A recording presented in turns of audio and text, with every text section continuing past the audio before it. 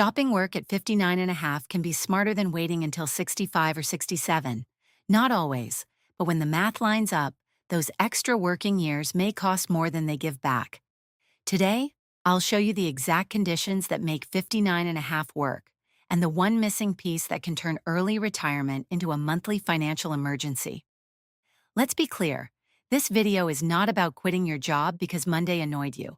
This is about why stopping work at 59 and a half can actually be the smarter move when your money, health insurance, taxes, and spending are aligned.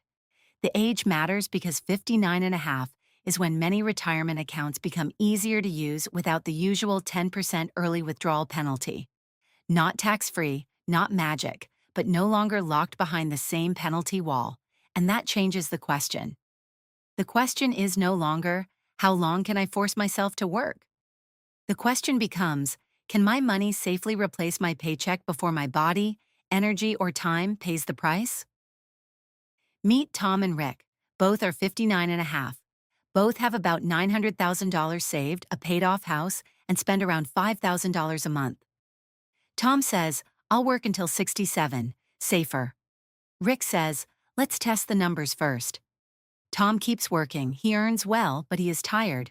His weekends are not freedom anymore. They are recovery. Rick retires at 59 and a half, but not because he is guessing. He builds a bridge. 1 year of expenses in cash, careful withdrawals from retirement accounts, delayed Social Security, controlled taxes, boring spending.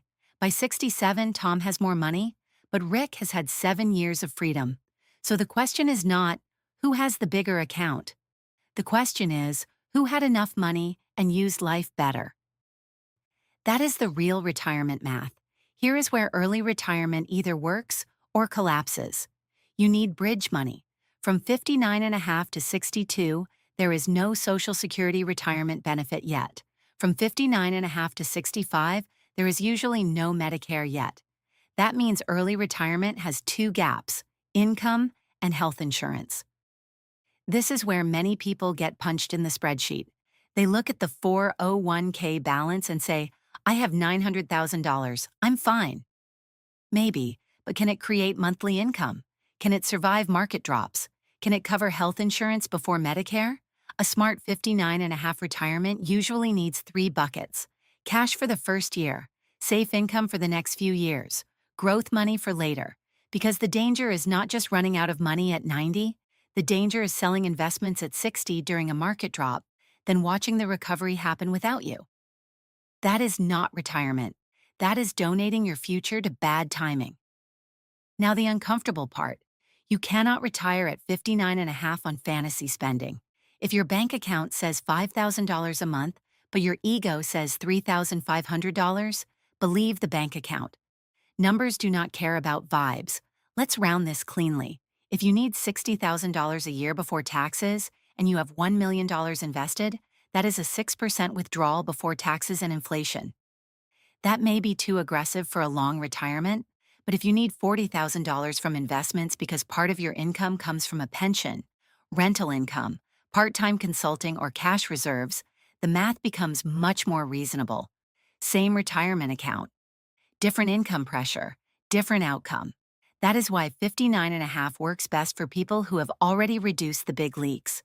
Mortgage under control, no expensive car addiction, no credit card debt wearing cologne, no adult child bailout program quietly draining the kingdom. You do not need to live like a monk, but a Ferrari lifestyle on a Toyota withdrawal plan does not become wise because you call it retirement. This is where 59 and a half becomes more than an age. It becomes a tax window. The power is not just quitting earlier, it is using the right money in the right order. Which account first? When to claim Social Security? How much taxable income should you show each year? And how do you avoid turning age 73 into a tax ambush? Because later, required minimum distributions may force money out of traditional retirement accounts, whether you need it or not. That means some people work longer and accidentally build a bigger tax problem. They keep stuffing money into tax-deferred accounts. Then they retire. Then Social Security starts. Then RMDs arrive. And then taxes walk in, take off their coat, and stay for dinner. Used well, The years between 59 and a half and the early 70s can lower future taxes, reduce forced withdrawals, and make Social Security more powerful later. Not glamorous, but neither is paying more tax because nobody planned ahead. Now, the part that ruins early retirement plans: health insurance. At 59 and a half, your retirement accounts may be easier to access, but Medicare usually does not begin until 65. That leaves about 5.5 years you must cover. Not with hope, with numbers. Maybe you use a spouse's employer plan, maybe retiree benefits, maybe marketplace coverage, maybe COBRA for a limited time. But this has to be priced before you quit, because here is the trap. Your withdrawals can raise your taxable income, and taxable income can affect health insurance subsidies. So pulling too much from a traditional IRA may create two bills at once: more taxes and more expensive healthcare. That is why health insurance cannot be treated like a detail. It has to be part of the retirement math from the beginning. Retiring at 59 and a half can be smart, but retiring at 59 and a half while leaving one of the biggest retirement bills blank? That is not a plan. That is the hole in the plan. Here is the Social Security trap. People think retiring and claiming Social Security are the same decision. They are not. You can stop working at 59 and a half and still delay Social Security. For some people, that is the whole strategy. Use savings first. Let Social Security grow. Reduce future tax pressure.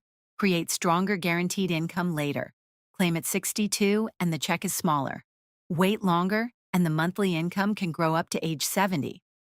So Rick does not retire at 59 and a half because he wants to grab Social Security early. He retires because his assets can bridge him. That is the difference between early retirement and early panic. If your only plan is, "I'll claim at 62 because I'm scared," slow down. Fear is not a claiming strategy. It is an expensive little consultant with terrible spreadsheets. This is where many early retirement plans look rich on paper and weak in real life. A $1 million portfolio looks powerful, but if the market drops 20%, it becomes $800,000. And if you still need the same withdrawals, the plan gets fragile fast. That is why flexibility matters.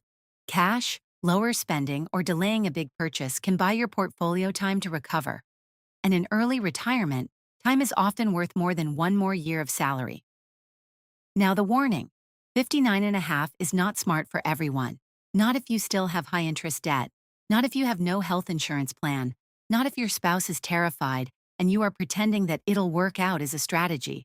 And definitely not if your whole plan needs the stock market to behave beautifully every year. At 59 and a half, the door opens. But discipline is what lets you walk through it.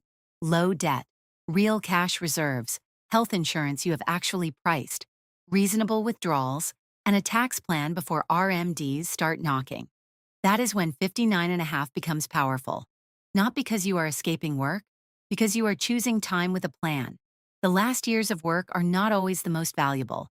Sometimes they add money, but they subtract health, they subtract energy, they subtract time with your partner, your kids, your friends, your body, your actual life. Money is supposed to buy options, not just a larger number on a screen. Tom asked, "Can I afford to quit?" Rick asked, "Can I build a bridge strong enough to cross?" Not reckless retirement, a planned exit. At 59 and a half, the smart money question is simple. Do you need more money, or do you finally need your life back?